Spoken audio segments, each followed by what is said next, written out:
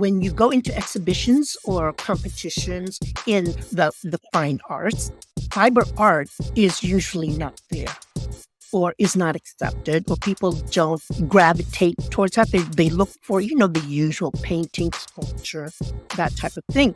And I wanted to go into that field. I didn't want to compete with other fiber artists because that's just what people usually do.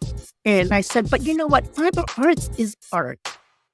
You can look at my work and you can think photography. You can think painting. You can think the way things are put together. You can think of colors. You can think of whatever, but it's still art. And so what I did was I wanted to be more competitive. I compete with painters. I wanted to compete with sculptors. And so I've just been very fortunate. I just really have that they've accepted my work in that way. And that's why I think there's so many exhibitions, because I think people are now looking at things differently. Don't get me wrong, there's still a hierarchy of painting is up here, sculpture is next, but there's got to be a time, and so I want to take advantage of that time. And so again, I think it's all about faith. It's all about timing. And I'm just soaking it all in, and I'm just saying, you know what, it's my time. And I'm going to soak it. Welcome to another episode of Innovation Insights, where we dive into the minds shaping the future of industries through innovation, creativity, and groundbreaking research. We believe that innovation happens in all aspects of life. I am your host, Dr. Eulanda Sanders. Today, we're joined by Vince Quevedo, an exceptional figure in the world of fashion design and fiber arts.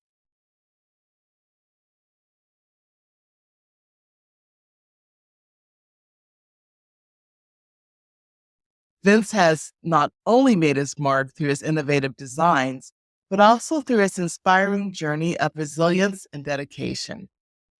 As an international award-winning designer, author, and professor, Vince brings a wealth of experience and creativity to the table. He is a pioneer in the industry, known for his boundary-pushing wearable art and his ability to integrate traditional and new technologies into his designs.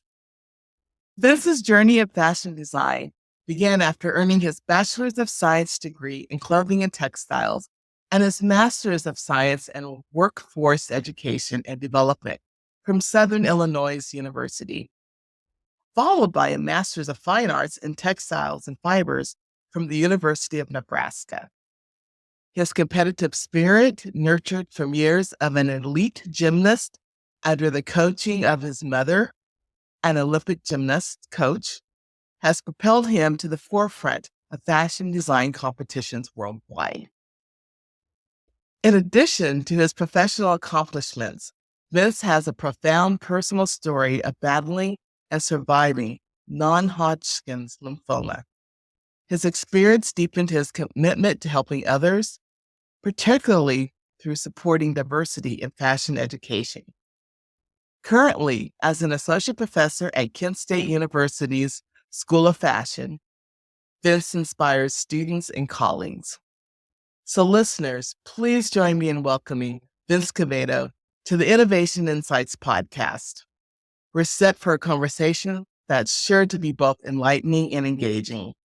Vince, thank you for joining us today. Hello. It's so great to have you here. We have known each other and have been friends for 20, 25. I probably shouldn't put a number out there, should I? Since the 90s. Since the 90s, which was a great time. It was. I will tell you this. When I was teaching, I told my students that the 90s was not a historical time period, because that's when I was in college in my heydays. We don't consider the 90s that long ago. Or I'm delusional. Well, Vince, you just have always made me smile. Your positivity, your warmth. and you're just sheer talent as a designer. And would you talk to us about your background and how being an elite gymnast, because you're probably the only elite gymnast that I know that is a faculty member in our discipline. Could you talk about how that life really informed your work in fashion design and teaching? Sure. When your mother was an Olympic coach, your family gets very involved. Now, it's funny because both my parents were professors. My mother did coach at the college level, and she taught phys ed, and my dad taught physics. And both are very, very into education, and that was very important. And so was gymnastics. Now, it's funny because I hated gymnastics when I was a little kid. I really did. And it wasn't until I was in high school that I got started. And so I was a late bloomer, but all of us in the family, there were 5 kids, 3 older sisters and a younger brother, were all involved in gymnastics, whether we competed or my three older sisters, after they did gymnastics, opened up, 2 of them opened up gymnastics schools, and I taught in them also. And being competitive was very important. And having Asian parents who are very into education really instilled in us how important it was that we had education and that we had college education and that it was going to carry us far into our future. Now, of course, I didn't believe that when I was a little kid. I didn't want to go to college, believe it or not. I wanted to be an artist, and I thought I'll be a starving artist. My dad said, by hook or by crook, you are doing college. And I didn't have a choice. And in gymnastics, and my parents, they felt that you had to get first place because second place was first place loser. Terrible. But the pressure was in the 70s, being one of very small number of Asians and Filipinos, especially Filipinos in the area I grew up in, the Midwest. I grew up in Bloomington, Illinois. The Vietnam War was new still. And so being Asian was not really very acceptable. And so it was very difficult. And so it was instilled in us that we had to do better than better, because that was the only way we were going to get accepted. And so in gymnastics and everything I did, I really did do my best. And trying to please your parents, and I'm sure you remember how hard you had to work to please your parents. And that's what I did. And so I did a lot of contests, actually, you name it, art contests, dance contests, you name it, I did it, trying to please my parents. And so in gymnastics and fashion were really, they shared the same journey, because you have to come up with, you have to be competitive, you had to be innovative, and you had to be true to yourself. And you had to give judges and you have to give consumers a product that they can relate to, that they felt was unique to you, and that was sellable. And so that was what made me, I think, a good match to being in fashion, because I'm very competitive, even today. Now, being competitive it has changed throughout the years. But in most cases, I am much more competitive with myself, because that's who I have to answer to. And so as time went on, that was who I had to please, because I have to live by myself. I had to live with myself. So gymnastics and fashion really are very alike in many ways. Very interesting. And also, what's interesting is that you didn't start gymnastics competitively until you said high school, Yeah, correct? late.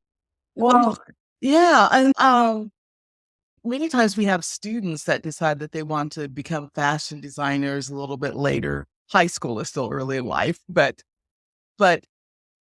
I guess I'm really contemplating, how did you approach that? Because there's skill building in both areas. And how did you approach building those skills? Or do you feel like you had natural talent I that think that I was very fortunate because we had our own gymnastics school.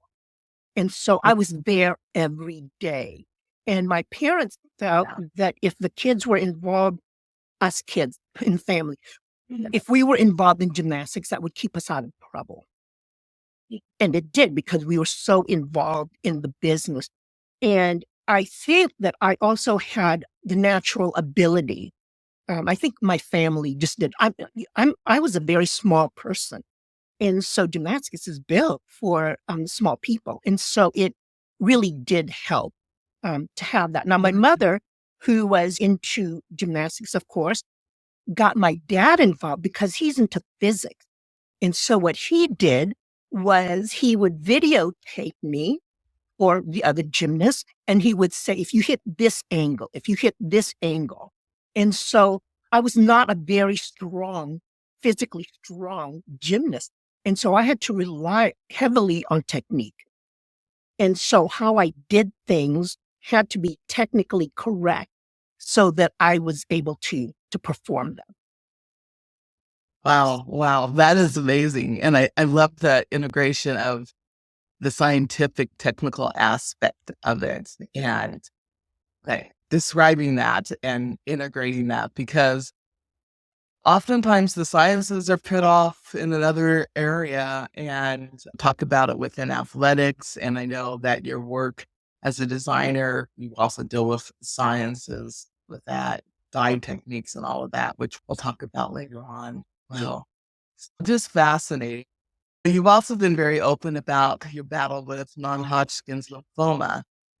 And I recall as you were going through that. So how has that influenced you and your life? And Oh my gosh, it has probably one of the most major influential occurrences that has happened to me because it came as a surprise. I discovered it by accident. And throughout my battle with cancer, because it's years, it wasn't just one event that happened in a period of time. It was a long years of having to deal with not only the physical changes that I had to go through and the surgeries that I went through, but the psychological aspect of having to go through something so traumatic. And so what it taught me was that life is short and you can only do so much in that time. And as I get close, and I'm very close to retirement, time is much more important to me. And so what I want to be able to share with people in regards to my experience with cancer is that do the best you can with what you have. And I want to share that with people and to not waste your time with stuff that doesn't really matter. And that was one thing that I really learned was there are things that you just have to tune out because it doesn't matter. So that's what I want to instill in people. If they get anything from me, that's one thing that and to enjoy life. Life is so good.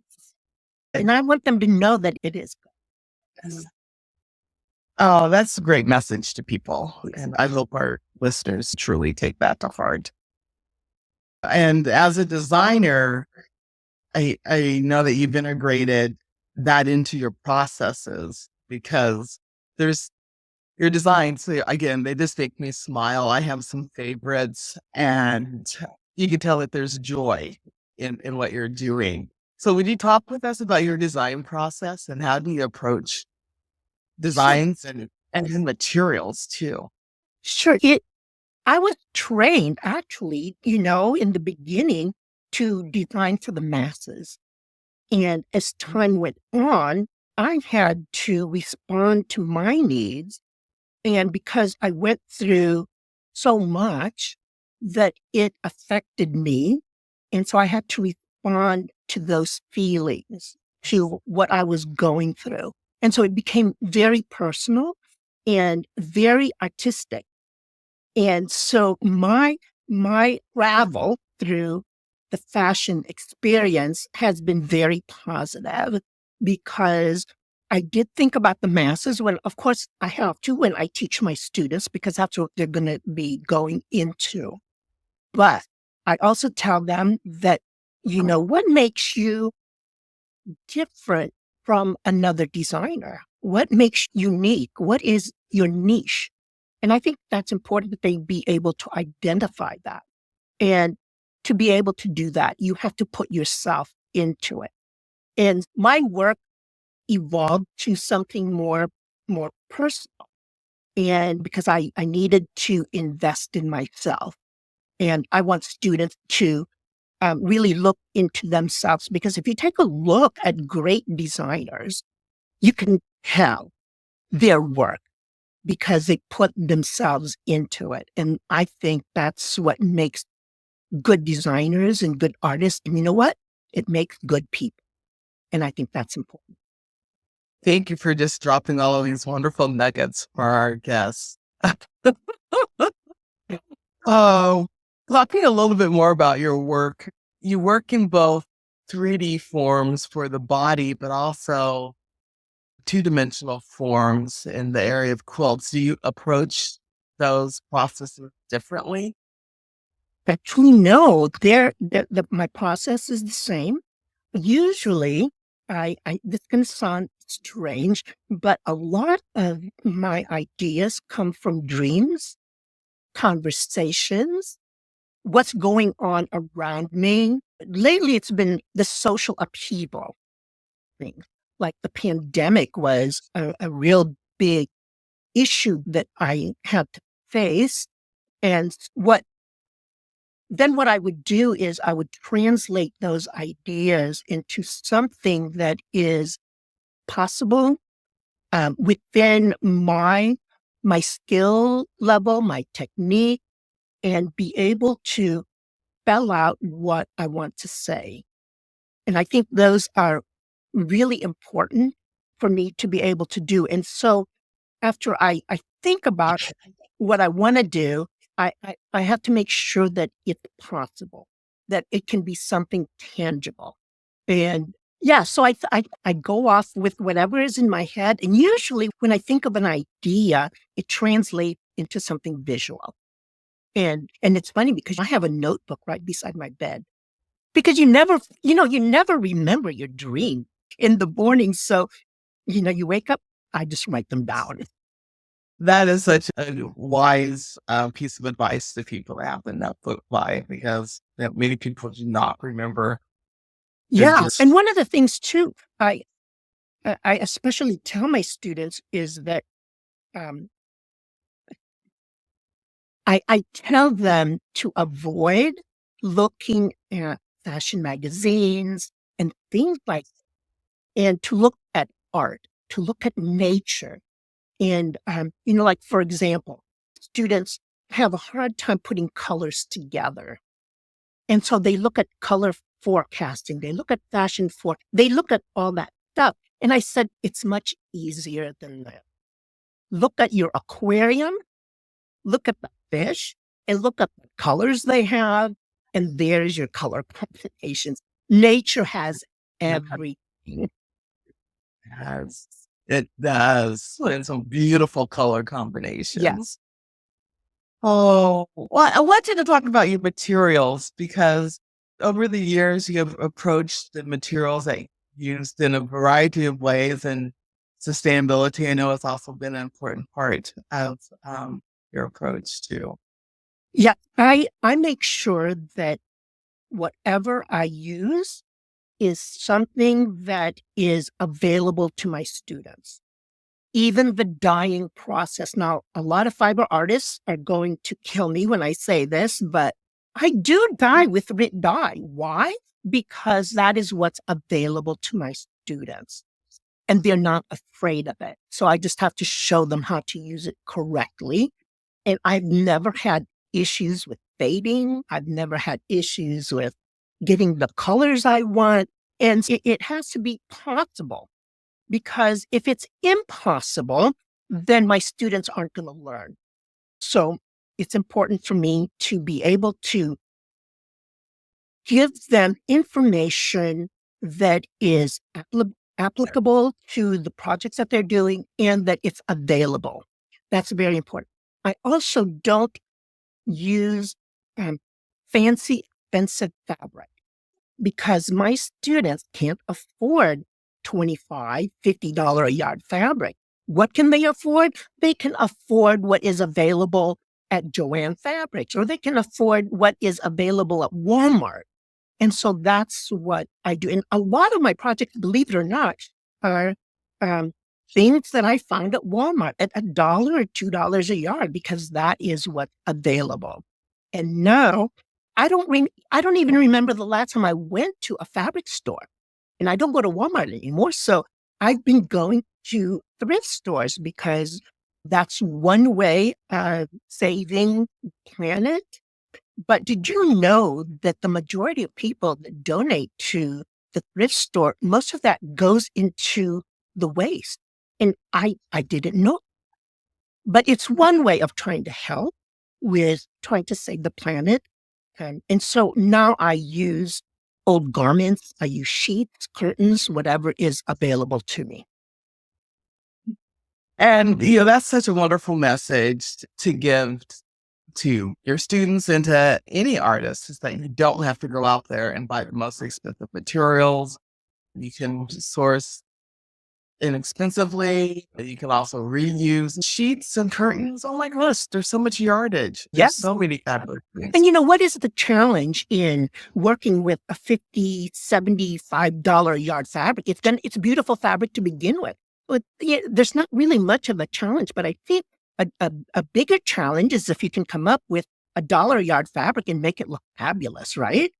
I mean, that's what we're here for, is to help educate and help them do the best with what they have. And I think that's important. Well, that is innovation. I love it. That is absolutely innovation. Oh, over the years, you've had your own design companies, your fashion label, Vince. Could you talk about how that was established and how it evolved, and how it reflects your own design philosophy too? Sure.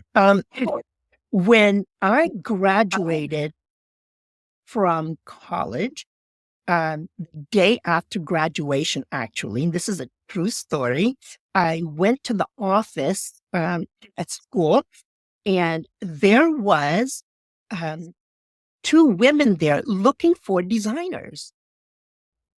They wanted to hire a designer, and there I was. And so I also had my portfolio with me. So it was like, what is going on? And so I was hired immediately to do they only did one collection a year, because their customer was in summer wear in the Caribbean. That's where their stores were. And their company was based in St. Louis. I was in Carbondale, Illinois. It was only an hour and a half away. So it was very convenient. And so I learned a lot. And then I moved to San Francisco, where I became an assistant designer to David Ravel. And I really learned a lot. But what I learned the most was that there were hundreds of designers in the San Francisco Bay Area. And they all belonged in this one group that I joined. And they were so inspiring that I literally did quit my job to start my own label. Because one thing I did learn from working for a company is that you don't really have the freedom to design what you want unless you're a perfect match. And so I was designing things that, that you probably would not design, but it was a very important lesson that I had to go through. And so starting up my own label, Vinci is my nickname because my dad has the same name. And so I'm Vinci. And so I did a contemporary men's and women's label. And then after San Francisco, I moved back to Illinois and I started to teach in Carbondale. And but I missed the designing part and in my gymnastics. And so I started up an athletic wear company where I designed and manufactured leotards, warm-up suits, t-shirts, you name it, anything athletic wear I did. And then after that, did Vinci when I came to Ohio. And then I stopped for a little bit and then restarted it not too long ago, actually in 2019. And I got involved with Columbus Fashion Week. And so got a lot of media attention that way. And it was a really good learning experience because I've been teaching. I'll be going into my 35th year of teaching. And I wanted to know what it was like again to be a designer because times have changed. But you know what? Really hasn't, because good design will live forever. But it was an experience that I had to relive again to know what the demands of the industry are, what people are looking for. And so it was a really good professional development for me because I teach students that are going into design. I need to know what it's like to be a designer that they aspire to be. I think it's important that I do that. And so now I have real good connections with Ohio designers. Some have become really big and important. And so that's really good. Yeah, it was. But now my Vinci label is different. I don't really sell anything. What I do is I give my services for free. And what I do is if businesses want me to look at their collections, if they want me to give my input, I would do that. If there are groups, for example, Girl Scout groups or hospital groups that need sewing machine surgeons or whatever, I will try to look for refurbished ones and provide it to them because what got me really started was when I was going through cancer, there was a group of women that put together cancer knitted. And so I thought, wow, that's a really good way of giving back. I'm really big into giving back because I have been so fortunate that I have to give back. And so that's just my way. And if students need a sewing machine, they know they can come to me and I'll provide it for them. Now, that is with partnership with Habitat for Humanity. They have stores that are called restores. And so what they do is they get a lot of sewing machines that they don't want to sell. And so what they do is they give it to me and I will refurbish it, get it fixed, get it done, get whatever I need to do. And so that's how I get my supplies from so that I can give it for free because I wouldn't be able to afford it. Oh my goodness. Oh my goodness.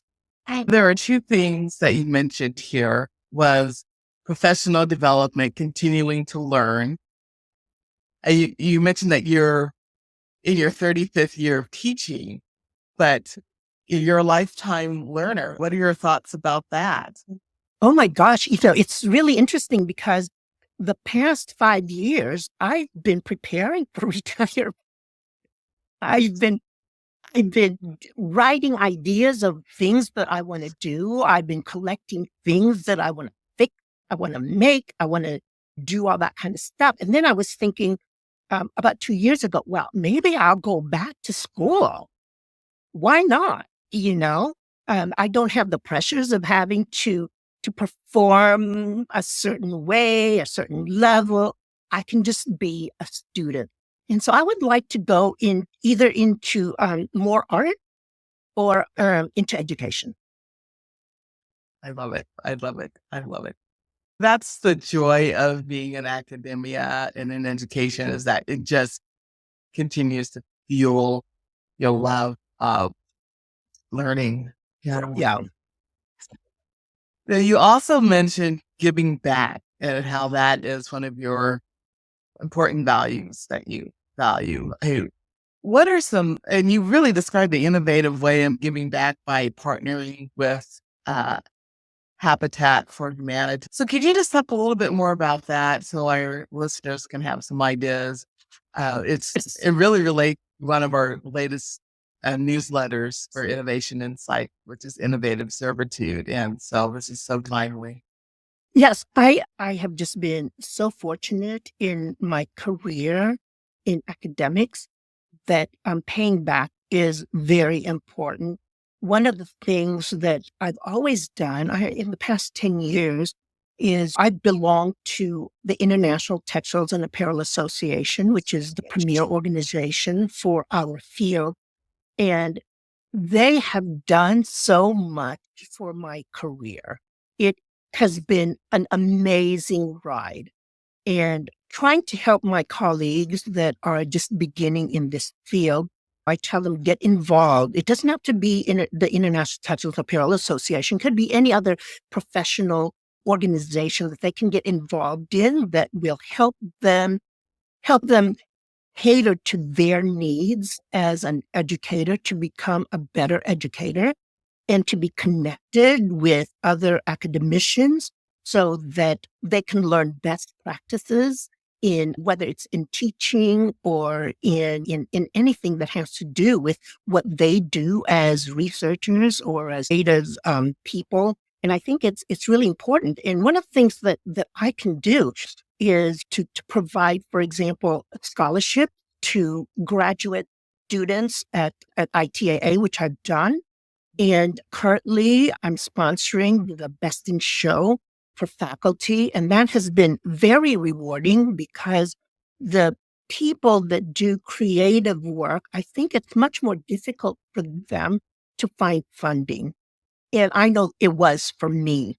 And I am far from being a wealthy person, but I don't have kids. I have fur babies, and they don't go to college. They don't need cars, and anyone can do it. And I would like to have people get more involved in doing that because it really doesn't take much to do that. I also do that, have done it with the fashion school here at Penn, and I would like to go out into other design schools and be able to do that. It's not a lot, but it's what I can do. It's what I'm able to do. So why not? Well, it's very gracious of you to provide the scholarships and the awards. And thank you. I am a member of ITA and currently on the council, and we truly do appreciate that award. You have won the Best in Show many times within the design juried exhibition. And so it's just so lovely for you to sponsor that award. Well, yeah, one thing that I want people to know is that all of the accolades that I've collected really isn't just by me. It is with the support of other people. And I think that it's important that people know that because, without some of my colleagues, without some of my mentors, there's no way I could have done what I've accomplished. Without them, there's no Vince. There really isn't. And those people that have made a path for me, I have to pay back so that people can go that same route with their individuality and with their creativity, because that's what we need in this world, I think. I agree with you. I so agree. So we need each other. We Yes. need each other. I want to talk about some of your exhibitions, especially the Fortuna exhibition that you had at the Kent State University Museum, which is just an amazingly beautiful facility to begin with. And your exhibit was a mixture of your theatrical costumes, your ready to wear garments, your quilt work. And what really inspired this theme for this exhibit? Well, one of the things that's really interesting is that students don't know what faculty do. They think that we teach all day long and that's it. And that's not true. We have to go far and beyond the teaching realm. And because I'm getting close to retirement and I doubt I'll have another solo show, this was an opportunity to show my students what I've done so that they can look at my work. And when I do my work, I don't try to convince anyone anything. I'm really not. What I'm wanting to do is to provoke question.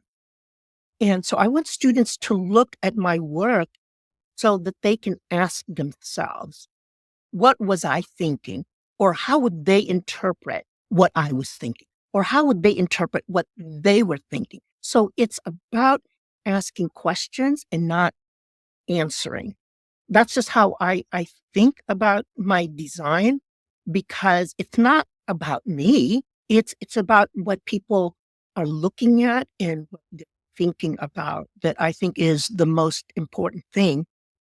The Fortuna show was actually inspired by a song that was created in 1935, 1936 by Karl Orff, a German composer. And the song was really Carmina Burana o Fortuna. And in short, it's Oh Fate. And I think that timing and a lot of design in fashion is about timing. You could be too early, too late. Time is just perfect. And it was just by fate, I think. And it was a year-long process to get the show going. So they built everything just for the show with lighting, turning tables. It was just amazing that the Fashion Museum here at Kent State is such an inspiration to go to. And you've seen it, you've been there, and it's just been an amazing teaching tool.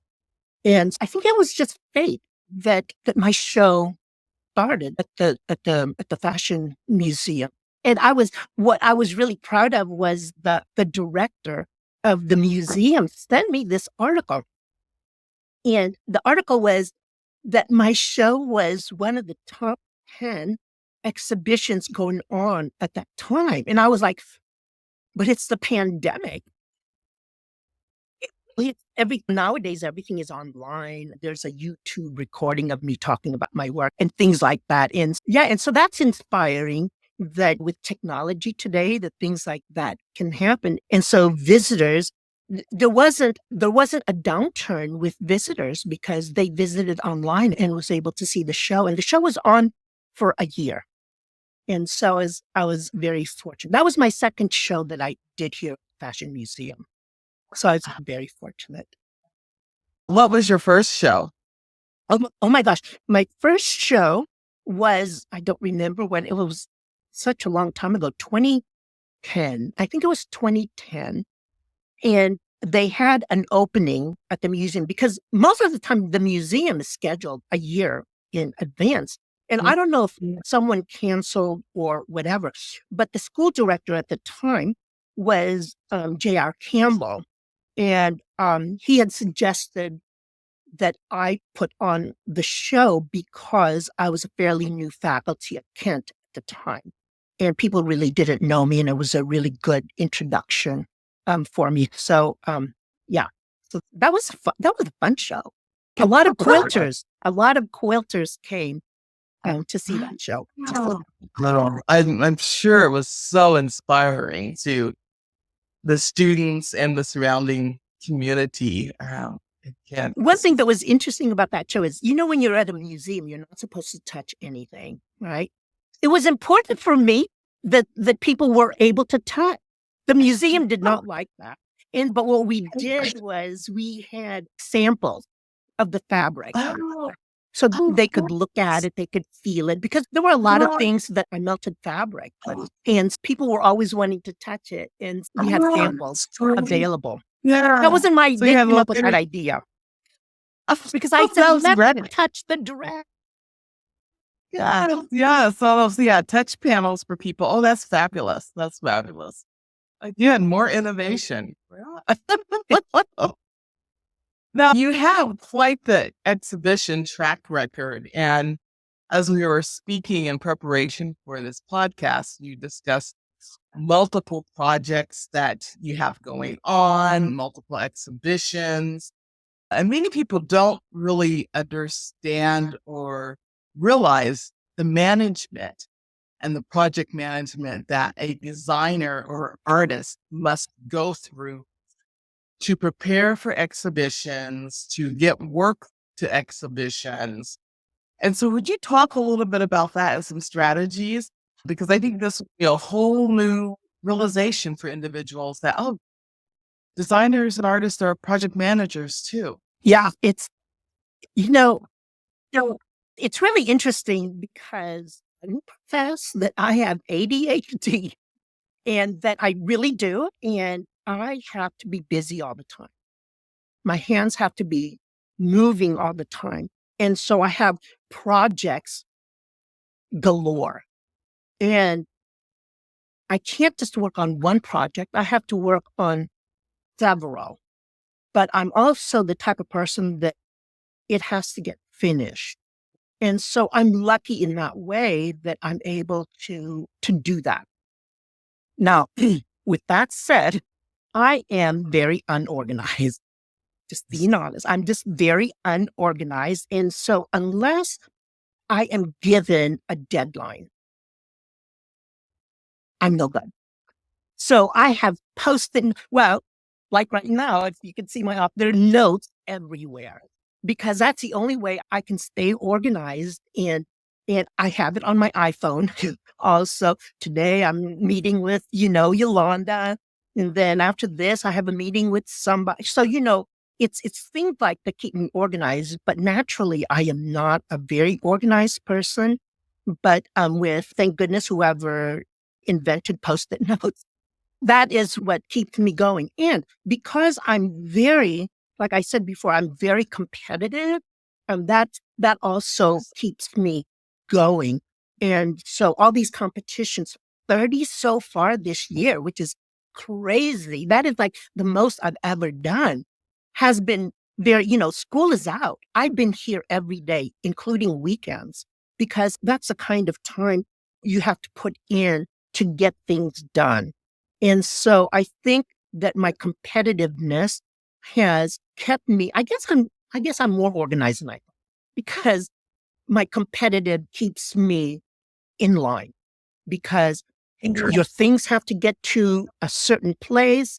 It's going to be a lot cheaper if you send it way ahead of time the next day. And so that's just what you have to do. Now, I wish I had someone to help me, but that's not going to happen. Yeah. Yeah. Well, and that's very true. I mean, for faculty members who are managing, shipping work to exhibitions, making sure it gets back, and that is a whole other layer on top of the other work project. So it's not just producing the work and miraculously it ends up in an exhibit. And you have to think about how is it going to be installed in the exhibit, send those directions. It's And just and what layer. exhibit to put it in. You can't just put Right. it in anything. So it's really important that it reflects your values.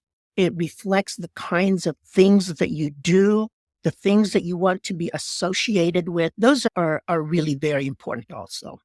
Thank you for sharing all of that because there is this really so much more work to getting work prepared for exhibitions and juried exhibitions.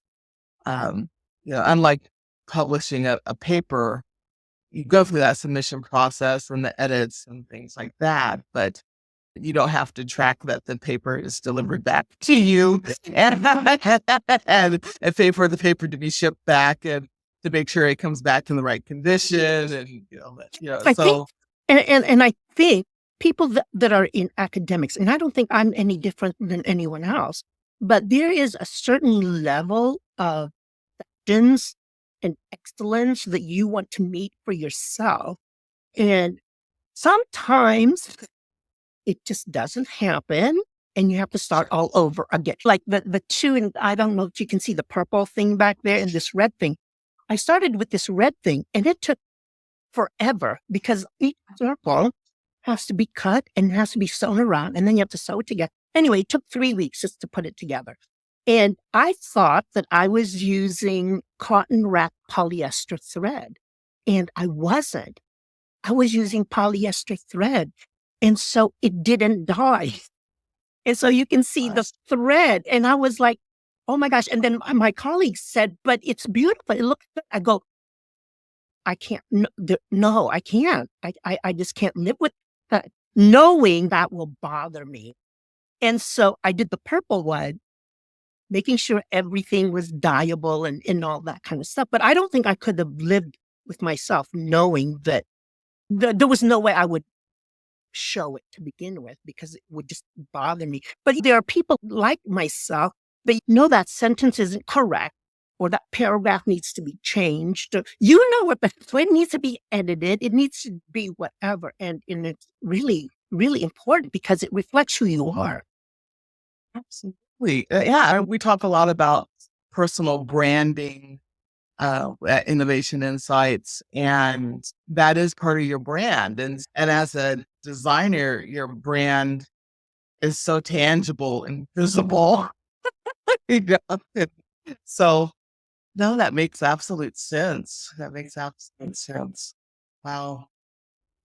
Good luck with 30 some exhibitions this year. Wow. And we're not even 6 months into the year. I know. I'm expecting something every month until August. And then I'm starting on new projects now. And this time, though, I'll be collaborating with a colleague of mine. And that has been so helpful because there were a couple of designs, for example, that was going through my head. And I said, Dr. Wong, this Dr. Jia Young Wong, and I said, I'm stuck. I am so stuck. I can't do it anymore. I was really wanting to give up. And she said, have you thought of? And I go, no. And it was, yeah. So it's been great working with her. And we have several projects that we're working on for exhibitions in 2025. I go on sabbatical this fall, and she's on sabbatical for the whole year. And so we'll be very busy. Oh my goodness. I can't wait to see what the two of you come up with. Wow. Wow. What a great team there. I'm very fortunate. You have a great group of people in the fashion school. I'm a big fan. Oh, so you've also mentioned the importance of diversity and fostering it. You've talked about 3 scholarships. Why is diversity important to you? And yes, I said the D word, which I know many times we can't say diversity now. It's the D word. Diversity. Which I think is a shame. I do too. So I just keep saying diversity. Yeah. Yes. And inclusivity. It's inclusivity, equity. Yes. Ability. Yeah. And you know, it's unity. It's very important to be in a community, especially in higher education, to be in a community that is inclusive and diverse. Because if everything is coming from one perspective, how do you grow?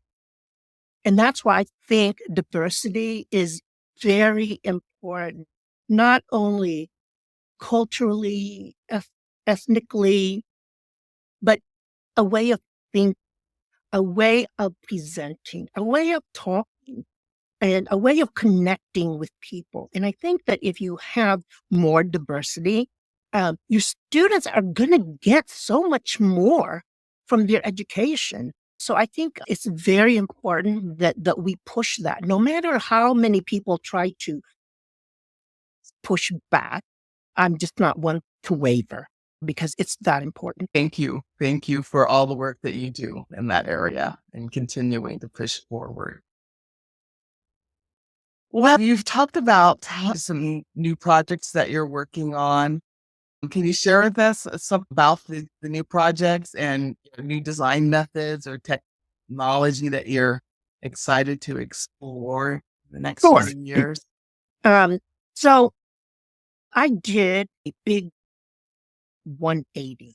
I did a big turnaround. And again, and you're making me think of this now because I don't usually think that hard about where I came from. I do, but being competitive is what I meant. It's like I like being very competitive. And in the field of fiber arts, there's not very many opportunities. And when you go into exhibitions or competitions in the fine arts, fiber art is usually not there or is not accepted, or people don't gravitate towards that. They look for, the usual painting, sculpture, that type of thing.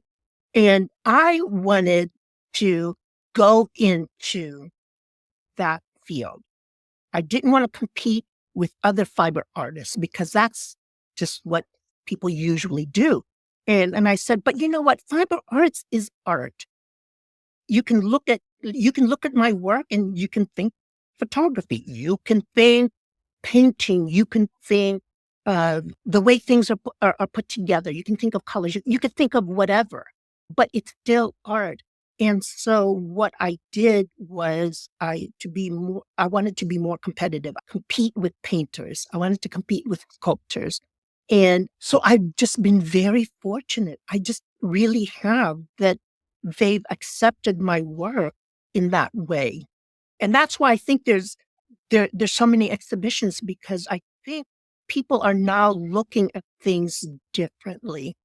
Don't get me wrong, there's still a hierarchy of painting is up here, sculpture is next, but there's got to be a time, and so I want to take advantage of that time. And so again, I think it's all about fate. It's all about timing. And I'm just soaking it all in, and I'm just saying, you know what, it's my time and I'm going to soak it all in. Well, thank you for paving that way, because as you mentioned, the hierarchy within fine arts, and it's hard for fiber artists to exhibit in that area. So thank you for working to break those barriers. Really appreciate it. So our last question is, how do you define innovation? Okay, I think innovation is a new way of thinking to me.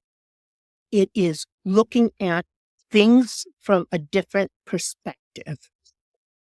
It doesn't have to be technology. It's just looking at it from a different point of view. And so when I talk to my students about being innovative, being creative, being unique, it's about looking at things from a different point of view. So I'll give them an example. I'll pick up an object, usually like my phone, and I'll say, pick up your phone, not to talk to it, not to look at it, not to look at the websites or anything, but just to look at it as an object. And what they'll do is they'll just pick up their phone and and that's the way they look at it. I said, okay, that's the regular way. But have you ever tried looking at your phone from this way or this way or this or this way? That's from a different point of view, a different perspective. And I think that, to me, is innovative. And so when I look at my designs and my work, I try to look at things from a different point of view, because that's just the way I am. That's just the way I am naturally. I've never really looked at things straight on. I've always looked at it from somewhere else. And because it's natural to me, that's just what I do. I don't know if that answers your question, but that's just the way it's design thinking. Oh, that's a wonderful answer. And your students are so lucky to have you to tell them to look at the world and the objects within it. It's from a different view. And you're just so inspirational. I'm wanting to go back and do some design work now after go out and look at nature and look at color. Your students are so blessed now. They truly are. Thank you. And we are too today for having you on the podcast. And so I know that you're active on Facebook. Is that a great way for people to get in touch with you? And yes, and I have a website also, vincidesigns.artwork.com, something like that. Okay, But great. yeah, Great. Well, we'll make sure that all that information is also put on the ender of the podcast. That Great. people can contact you. Just thank you for being here. We so appreciate your insights, your knowledge, your enthusiasm. Vince, thank you for sharing journey. Thank you. Fun. This was fun. Good. As you were talking about life is short and making choices, doing things that are fun. And this has just been a joy for me to talk with such inspiring individuals like yourself and friends that I've known for years. Since the 90s. The good old days. The good old days. Oh, I also thank you for your dedication to fashion and the commitment to your students and the next generation of designers. We truly appreciate all of this. Thank you. To our listeners, we hope that you found this conversation inspiring and enlightening as I did. For more information about Vince's work and recent projects, we will have that information at the end of the podcast. And just remember, you can revisit this episode and share it with others to be inspired, and also view our other episodes too of Innovation Insights podcast. I am Dr. Eulanda Sanders. I'm signing off until next time. So keep innovating, keep dreaming, keep making a difference.